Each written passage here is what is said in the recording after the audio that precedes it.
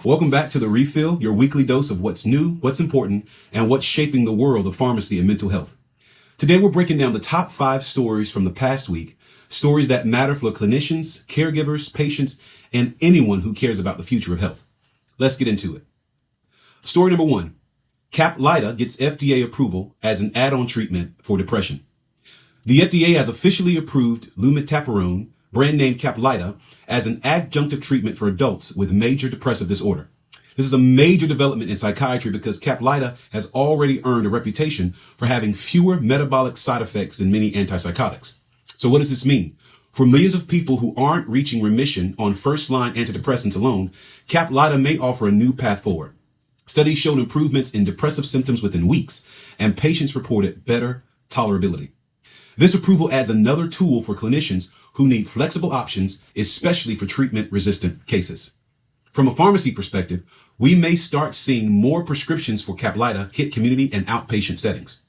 Counseling points will include nighttime dosing, sedation risk, and monitoring for metabolic parameters, even though the drug tends to have a lighter metabolic profile compared to its alternatives.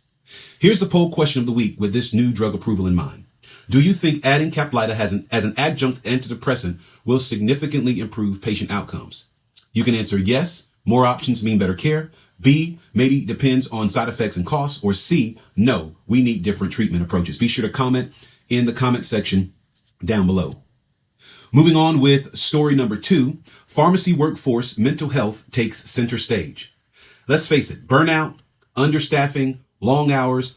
We've been talking about these issues for years, but this week, several national pharmacy organizations publicly renewed their commitment to supporting mental health and well-being for pharmacists as well as pharmacy technicians. The APHA, the ASHP, NABP, and additional partners held their Implementing Solutions Summit 2.0, focusing on 3 urgent themes. Number 1, improving workplace culture, expanding mental health resources, and reducing professional stigma around seeking help.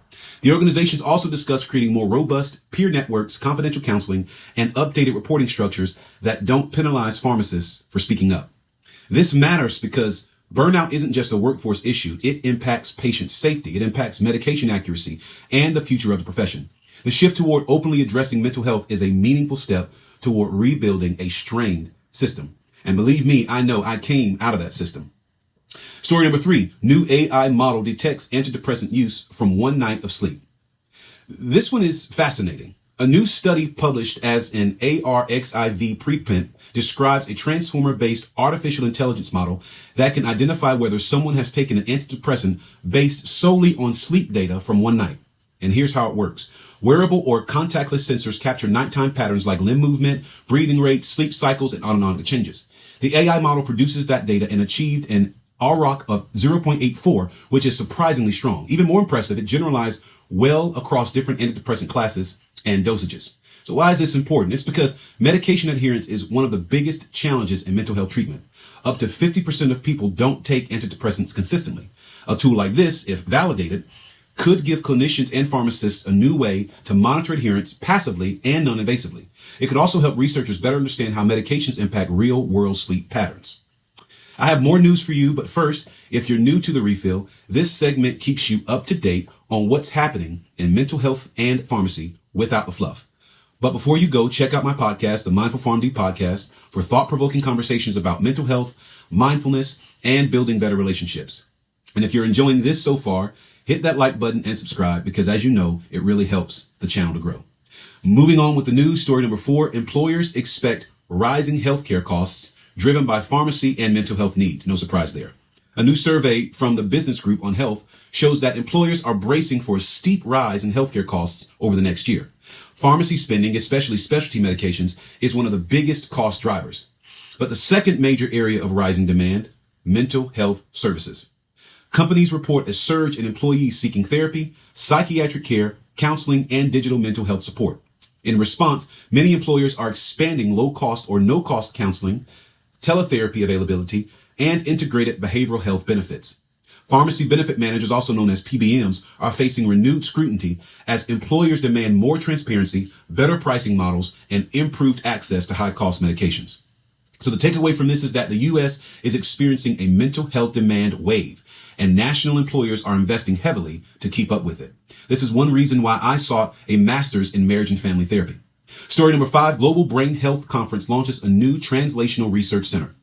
In international news, JSS College of Pharmacy in Mysore, India is hosting the International Conference on Sustainable Brain Health. One of the biggest highlights is the launch of a new Center of Excellence in Brain, Behavior, and Cognitive Neurosciences. This center, supported by the International Union of Basic and Clinical Pharmacology, or IUPHAR, will focus on bridging basic neuroscience research with real-world clinical mental health applications. Think drug discovery, neuropharmacology, cognitive health interventions, and digital biomarkers. This marks an important global expansion of collaborative mental health research and highlights the increasing role of pharmacy programs in shaping brain health innovation. Hence the Mindful PharmD, blending both pharmacy and mental health. That wraps up this week's edition of The Refill. From AI breakthroughs to workforce advocacy and global neuroscience initiatives, these stories remind us that the future of pharmacy and mental health is evolving fast. If you found this helpful, be sure to tap like, drop a comment, and subscribe so you don't miss the next one. I'm Dr. Mattman Harrell. Thanks for tuning in to The Refill and also for checking out the Mindful PharmD podcast. Until next time, remember to breathe, carry what matters, let go of the rest, and stay mindful.